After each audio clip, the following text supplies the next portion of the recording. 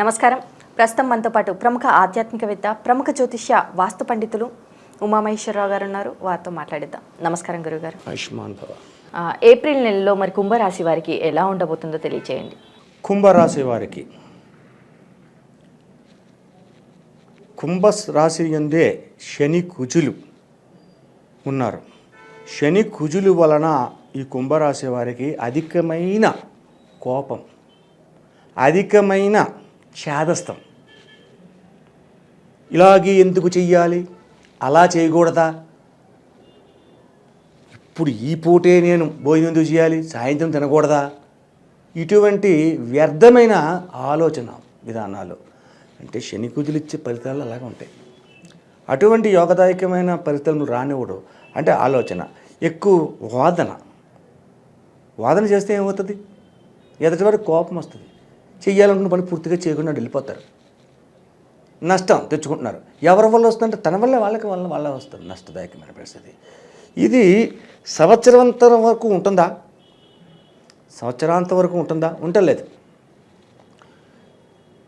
పరిణతి ఎక్కడి నుంచి పరిణతి అయింది అంటే ఇది ఉగాది నుంచి శ్రీరామనవమి వెళ్ళిన పక్షము దినముల తర్వాత, అంటే నవమి వెళ్ళిన 15 రోజుల వరకు ఈ ప్రభావం ఉంటుంది. ఈ 15 రోజుల వరకు కూడా వీళ్ళు చేసే పనిలోని అవకతవకలు ఎక్కువ, ఆలోచన రహితంగా చేస్తారు పనులు. దీనివల్ల ఉపయోగం ఏంటి, అంతవరకు ఉపయోగం అనే ఆలోచన ఉండదు, చేసుకుంటూ వెళ్ళిపోతారు. అటువంటి విధానాల వల్ల కొన్ని ఇబ్బందులకు గురైపోతారు. ఆ ఇబ్బందుల వల్ల కొన్ని అనర్థదాయకమైన మాటలు వస్తుంటాయి. ఇటువంటి విధంగా ఉంది. సరే, శ్రీరామనవమి వెళ్ళిన 15 రోజుల తర్వాత గ్రహ సంచార విధానం మారింది. ముఖ్యంగా గ్రహ సంచార విధానం మారింది. ఈ యొక్క గ్రహ సంచార విధానం మంచి లెవెల్లోకి వచ్చినప్పుడు జరిగే పరిణామములు ఏమిటి? వివాహం కాని వారికి వివాహం జరగడానికి ఎక్కువ ప్రాముఖ్యతను చూపిస్తుంది అక్కడ. అలాగే విద్యార్థులకు కూడా యోగదాయకమైన స్థితిని కలిగిస్తుంది. శ్రీరామనవమి వెళ్ళిన 15 రోజుల తర్వాత నుంచి. అలాగే కుటుంబంలో కలతలు తొలగి సుఖ సంతోషమైనటువంటి వార్తలు వింటారు. ముందు ఎక్కడో దూరపు బంధువులు దూరం అయిపోయారు, ఇంకా కలవలేదు, ఇంకా రారు, మనకన్నీ కూడా మంచి జరిగేంతా పోయింది అనుకునే స్థితి కలిగి ఉన్నా కూడా అంతటి దూరంలో ఉన్న బంధువులు కూడా వారంతటి వారు వచ్చి తమ తప్పును తాము తెలుసుకున్నాము, మీకు దాసోహం అంటున్నాము అని మాటలు చెబుతారు. అటువంటి విధానమైనటువంటిది కుంభరాశి వారికి వస్తుంది. ఈ యొక్క శ్రీరామనవమి వెళ్ళిన 15 రోజుల నుంచి కూడా అన్ని రంగములలో ఉన్న వారికి కూడా శుభదాయకమైన ఫలితములు వస్తున్నాయి. అత్యధికమైన శాంతతత్వంగా మారిపోయే పరిస్థితులు వస్తాయి. ఎంత కోపతత్వంగా ఉండి చేశారో అంటే కుజశనులు మారాలి, కుజశనులు స్థాన మార్పు జరగాలి. జరిగితే కానీ ఇళ్ళలో రాదు. శని కుజుడు ఉంటే అత్యధికమైన అశుభ ఫలితాలను ఇస్తారు. శని కుజుడు మహాశత్రువులు, పడదు. అటువంటి విధానంలో ఉన్నది కాబట్టి అది గ్రహ సంచారం మారుతుంది. మారిన తర్వాత అత్యధికమైన లాభ ఫలితాలని వీళ్ళు పొందడం అనేది జరుగుతుంది. భూములు కొంటారు, స్థలాలు కొంటారు, లేదంటే ఇల్లు కొంటారు. ఇటువంటి ఫలితాలన్నీ కూడా ఈ కుంభరాశి వారికి సంప్రాప్తమవుతున్నాయి. అలాగే ఎదుట వ్యక్తుల మన్ననలు పొందుతారు. ఉద్యోగ రంగంలో పనిచేసే వారికి కూడా ఉద్యోగాల్లో అత్యధికమైన లాభదాయకమైన ఫలితాలు వస్తాయి. అలాగే విదేశయానం చేయాలనుకునే వారికి కూడా శుభయోగమైన ఫలితాలు పొందుతారు, విదేశయానాలు కూడా చేస్తారు. అలాగే వ్యాపార రంగములు చేసేవారికి కూడా అనుకోని విధంగా లాభదాయకమైన వ్యాపారాలు సాగుతాయి. అయితే నూతన వ్యాపారాలు చేయడానికి ఎక్కువ ఆలోచనలు జరుగుతాయి. నూతన వ్యాపారం అంటే ఈయన ఎప్పుడూ చేయని వ్యాపారాన్ని ఎప్పుడు చేయలేదు, ఈయన ఏదో వ్యాపారం చేస్తున్నాడు, ఆ వ్యాపార రంగంలో ఉన్నారు.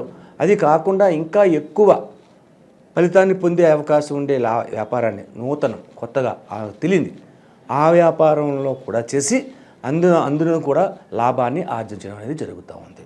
అత్యధికమైన లాభ ఫలితాలు సంవత్సరాంతం వరకు కూడా పొందుతున్నారు. మరి అలాగే ఈ రాశి వారు చేసుకోవాల్సిన పరిహారాలు ఏంటంటారు? కోపతాపములు తగ్గాలి. అంటే శ్రీరామనవమి ముందు కలుగుతున్నది 15 రోజులు.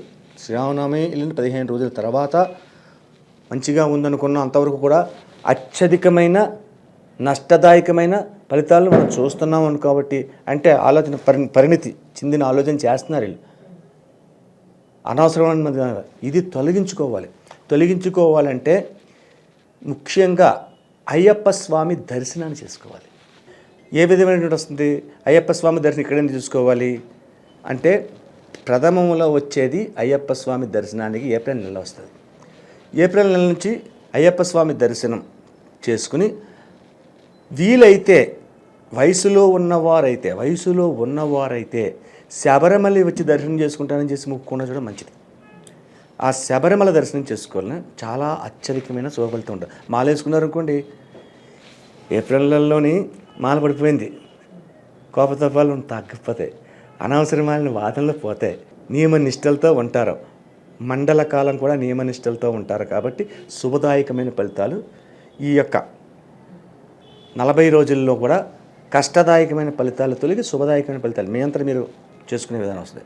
అంటే అది అయ్యప్ప స్వామి మాల వేసినప్పుడు కొన్ని నియమ నిష్ట నిబంధనలు పాటిస్తారు కాబట్టి అందువల్ల దానివల్ల శుభయోగం ఉంటుంది. ఇక నిత్య విధానంగా చేసుకునే పూజా కార్యక్రమాలు ఏంటయ్యా అంటే, ప్రతి అయ్యప్ప స్వామి మాల వేయలేదు, కుదరలేదు, అందరికీ కుదరదు. ఎక్కడో కేరళ వెళ్ళి రావాలి శబరిమల అంటే, అందరికీ కుదరదు. కాబట్టి ఏం చెయ్యాలి, ఇటువంటి విధానం పోవాలి అంటే ప్రతిరోజు ఉదయకాలాన్నే మీరు 7 గంటలకు లేసేవాళ్ళు కొంతమంది ఉంటారు, 5 గంటలకు లేసేవాళ్ళు కొంతమంది ఉంటారు. ఆ సమయాన్ని మాత్రం ఏం చెప్పటం లేదు. ఏదో సమయంలో లేచిన తర్వాత స్నానం చేసి తలస్నానం చేసేయాలి. ఈ యొక్క 15 రోజులు ఉగాది వెళ్ళిన శ్రీరామనవమి వెళ్ళిన 15 రోజులు వరకు కూడా ఉదయాన్నే ప్రతిరోజు స్నానం చేయాలి. తలస్నానం చేసి ఒక పండు, ఫలం, పుష్పం, తోయం, పాలు ఏదోటి, మీకు అన్నీ అక్కర్లేదు, ఒకరోజు ఒక పాల ప్యాకెట్, చిన్న పాల ప్యాకెట్, శివాలయానికి వెళ్ళి ఆ పాల ప్యాకెట్ని చేతితో పట్టుకొని 12 సార్లు ప్రదక్షిణ చేసి ఓం నమ శివాయ ఓం నమ శివాయ అంటూ ప్రదక్షిణ చేసి ఆ గుడిలోకి వెళ్ళి ఆ పూజారి గారి చేతిలో పాల ప్యాకెట్ పెడితే ఆయన ఆ పాలని శివుడికి ఒక నమస్కారం చేయండి. నమస్కరించుకొని ఆ తర్వాత మీ ఇంటికి వచ్చేయండి. ఇంటికి వచ్చిన తర్వాత అప్పుడు మీరు కాఫీ టిఫిన్ తీసుకోండి. ఇలాగా మండల కాలం చేయాలి. అంటే 40 రోజులు చేయాలి శివాలయం ప్రదక్షిణ. రోజు ఇవాళ పాలు పెట్టుకెళ్ళారు, రేపు పెరుగు పెట్టుకెళ్ళండి, ఎల్లుండి ఒక చందనం డబ్బా పట్టుకెళ్ళండి, ఆ మరుసటి రోజుని ఒక నెయ్యి ప్యాకెట్ పట్టుకెళ్ళండి చిన్నది, అవునే, ఇంకో రోజు ఒక తేనె చేసే పట్టుకెళ్ళండి, ఇంకో రోజు భస్మం ప్యాకెట్ పట్టుకెళ్ళండి. అలాగే ఇంకో రోజు మీకు అవకాశం లేదు, ఓ చెంబుడు నీళ్ళు పట్టుకెళ్ళండి. చెంబుడు నీళ్ళు పట్టుకెళ్ళి ఆ నీళ్ళు అక్కడ పోస్తే ఆ పరమేశ్వరుడికి ఆ పక్కన నీళ్లు పోస్తే ఆయన అనుకుంటున్నాడు బోళాశంకరుడు, ఓహో నా భక్తుడు వచ్చాడు, గంగాజలాన్ని తీసుకొచ్చి పోసాడు. ఆ పక్కన గడ్డి పువ్వులు ఏమి ఉంటాయి తీసుకొచ్చి ఆకులు అలా పడి, ఆహా నా భక్తుడు నా మీద దళాలు వేసేది, మారేడు దళాలు వేసాడు అని మురిసిపోతాడు. బోళాశంకరుడు యొక్క లక్షణం అది. కాబట్టి రోజుకు ఒక రకమైనది ఏదోటి పట్టుకెళ్ళి ఆయనకి సమర్పించండి, సరిపోద్ది. మీకు అవకాశం ఉన్న రోజు నాడు, సోమవారం నాడు ఈశ్వరాభిషేకం చేయించండి. ఈ యొక్క 40 రోజుల్లోని వచ్చే ఫలితములు వికటంగా ఉన్నాయి కాబట్టి దానికి పరిహార విధానం చేసుకున్నాం. సరే అయిపోయింది. మరి తదుపరి సంవత్సరాంతం కదా శుభదాయకమైనగా ఉంది కదా. శుభదాయకంగా ఉన్నదంటే లక్ష్మీదేవి తలకెక్కితేట కళ్ళు మూసుకుపోతాయట, ధనం పెరిగితే అహం పెరిగిపోతాయి. మనిషికి ఎవరికైనా ధనం పెరిగితే అహం పెరిగిపోద్ది. నా అంత గొప్పవాడు లేడు, నన్ను మించినోడు లేడు, నువ్వెవడవే అతలపో, నేను ఆడిందే ఆట పాడిందే పాట అన్న మొదంగా మారిపోతాడు ధనం వస్తున్నప్పుడు. ఈ ధనం పెరుగుతుంది ఇక్కడ. ఈ ధనం పెరిగినప్పుడు ఇటువంటి అహంకారం, ఖండకావరములు ఉండకుండా ఉండాలి అంటే ఇక్కడ మనం ఆరాధించవలసింది శివతత్వమే. శివతత్వం వల్లే అహంకార విధానాన్ని నశింపచేస్తుంది. ఈ శివతత్వ విధానంలో చేయవలసింది అభిషేకములు. మకర కుంభ రాశులకి, అలాగే ధనస్సు మీనరాశులకి, మీన వృశ్చిక రాశుల వారికి శివతత్వాన్నే అవలంబిస్తారు ఎక్కువగా.